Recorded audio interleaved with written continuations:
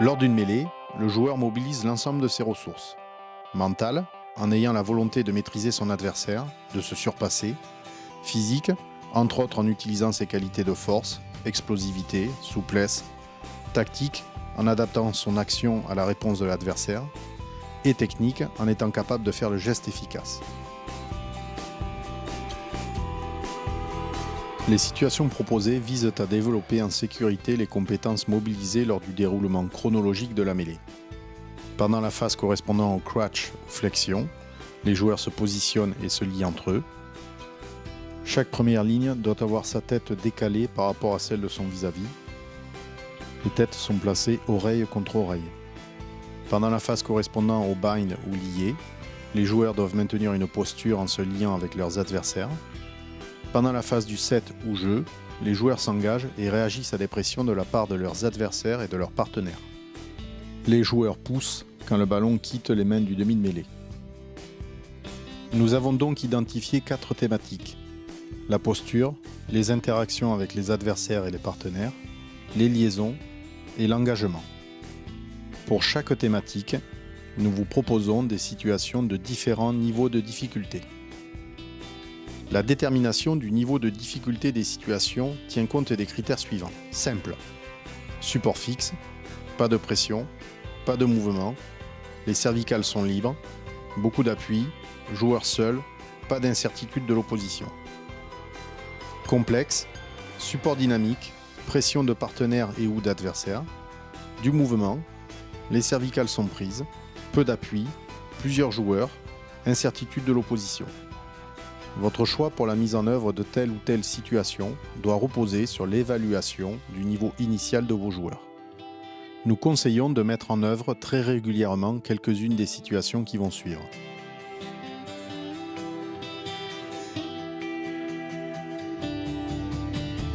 Il est important que le joueur développe ses qualités de gainage. Nous vous proposons quelques situations que vous pourrez utiliser en échauffement et vous invitons à consulter le site de la LBFR où vous trouverez des situations supplémentaires. Le joueur à 4 pattes doit avoir son dos plat. Le joueur qui travaille se met en position en s'aidant des mains. Le point clé est l'alignement entre la nuque, les épaules, le bassin et les genoux.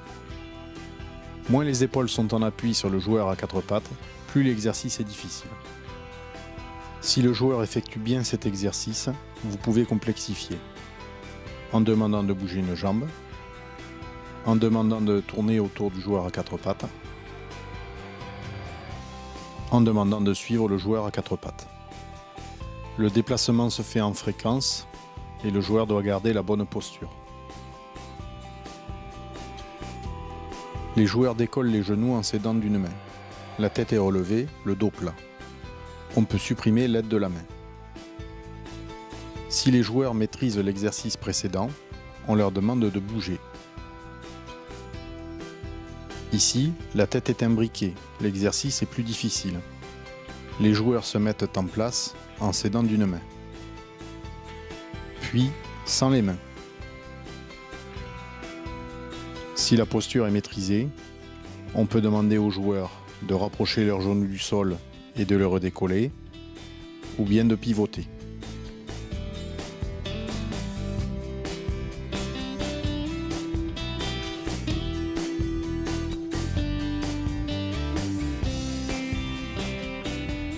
Le même exercice à plusieurs.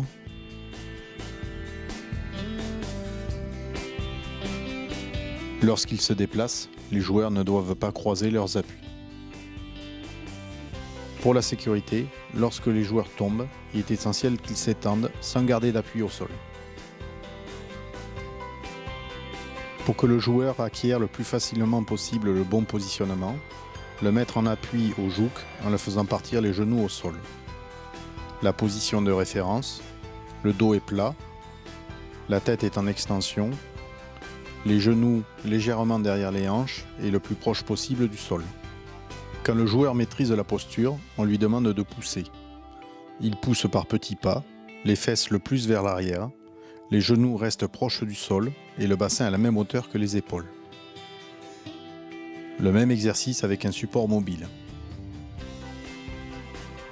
Quand le joueur maîtrise sa position, On peut lui rajouter des partenaires.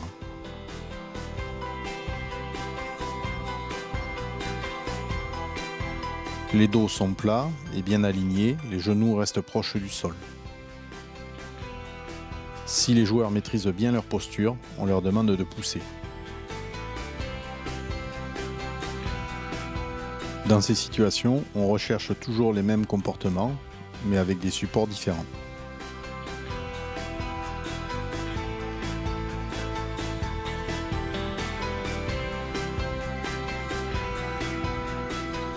Le joueur doit se déplacer un petit pas, la tête reste relevée, le dos plat, les genoux proches du sol.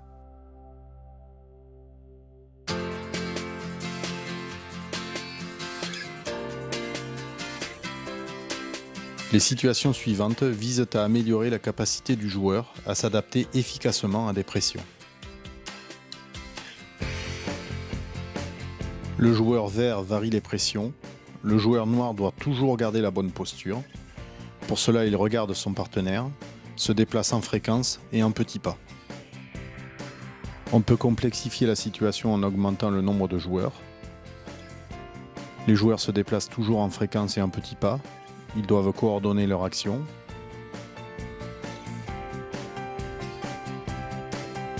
Ici, ils doivent coordonner leur action de façon à rester toujours dans l'axe.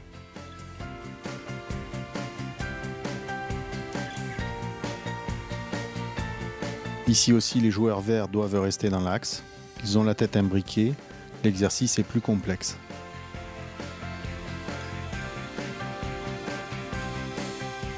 Au fur et à mesure, on augmente le nombre de joueurs.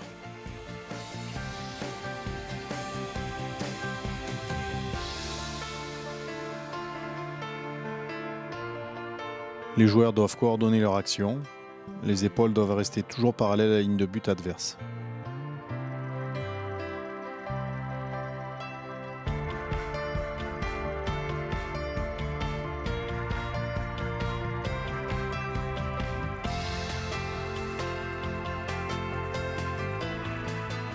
Cette situation demande un bon niveau de maîtrise. Les joueurs doivent pousser le joug sans se lier les uns aux autres. La suppression des liaisons renforce la nécessité pour chaque joueur de rester gainé et équilibré pour pousser efficacement. Une situation de jeu, les joueurs se placent au milieu d'un cercle. L'objectif est d'en faire sortir l'autre. Interdiction de projeter ou d'amener vers le sol.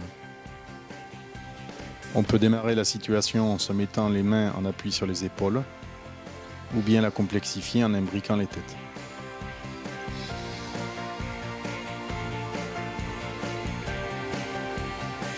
Il est important de sensibiliser les joueurs à la sécurité.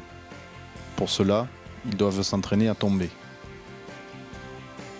Quand les joueurs sentent qu'ils vont tomber, ils doivent supprimer tout appui au sol.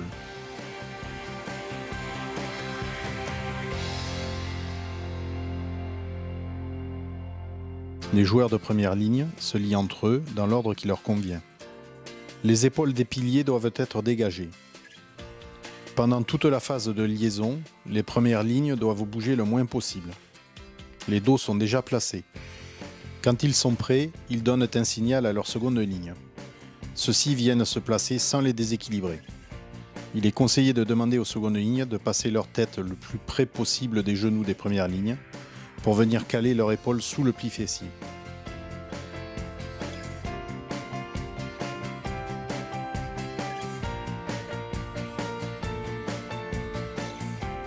Une liaison haute des secondes lignes sous les aisselles augmente la surface d'appui de leurs épaules avec les premières lignes. Au moment du passage de la tête, les piliers écartent leurs hanches sans bouger leurs appuis. Les secondes lignes se lient aux premières lignes. La prise doit être forte, de façon à ce que leur épaule reste toujours au contact des premières lignes. Cette prise ne doit pas perturber les premières lignes. Les secondes lignes se positionnent en posant leurs genoux intérieurs au sol et derrière les appuis du talonneur. Un exercice pour faire travailler le seconde ligne. On lui demande de décoller le genou du sol sans exercer de pression sur le joug. Les deux secondes lignes décollent leur genou intérieur du sol sans déséquilibrer le talonneur. Un exercice pour renforcer la qualité de la liaison et de la poussée des secondes lignes.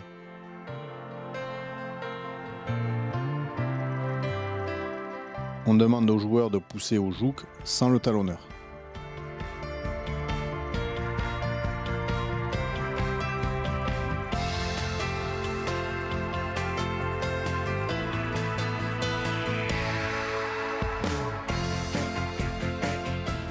Il est essentiel que les joueurs connaissent et mettent en œuvre les commandements.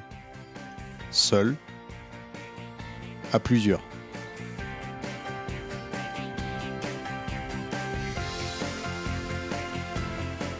Il est essentiel que les joueurs s'entraînent en respectant le règlement. Les joueurs sont ici à la distance réglementaire, les têtes sont décalées, oreille contre oreille. Cette situation vise à travailler la capacité de votre équipe à pousser de façon coordonnée lors de l'introduction adverse. Il est très intéressant de travailler avec des rapports de force déséquilibrés. Ici, la défense est supérieure en nombre à l'attaque.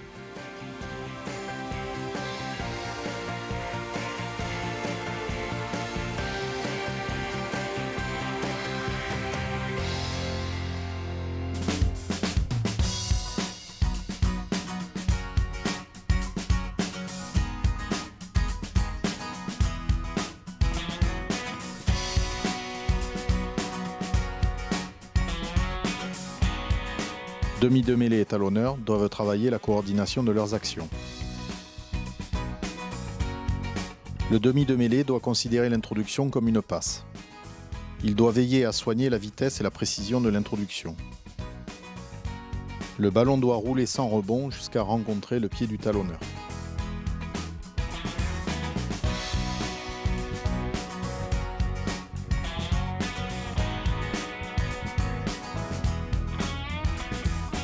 Le talonneur contrôle le ballon avec l'extérieur du pied gauche, plus précisément avec le milieu du bord externe. Avec ce pied, il doit accompagner le ballon vers l'arrière le plus longtemps possible. Quelques précisions techniques. Au moment de son positionnement, le talonneur oriente légèrement ses hanches vers le ballon. Le talonneur doit légèrement orienter la pointe de son pied gauche vers le ballon et verrouiller la cheville au moment du talonnage.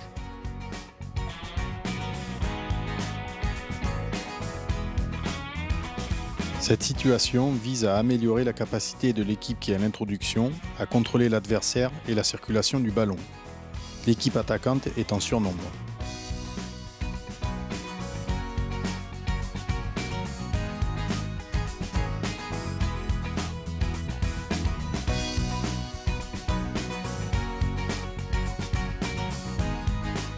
L'objectif est de faire circuler le ballon le plus rapidement possible vers le pied droit du numéro 8. Les deuxièmes lignes canalisent le ballon.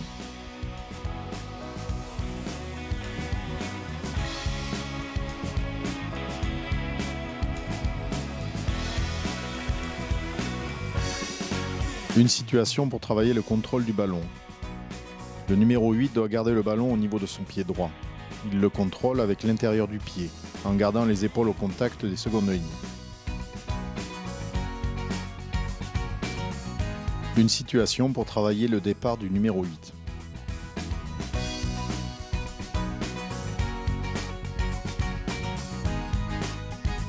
Le 8 place le ballon sur son pied droit avant de commencer son action.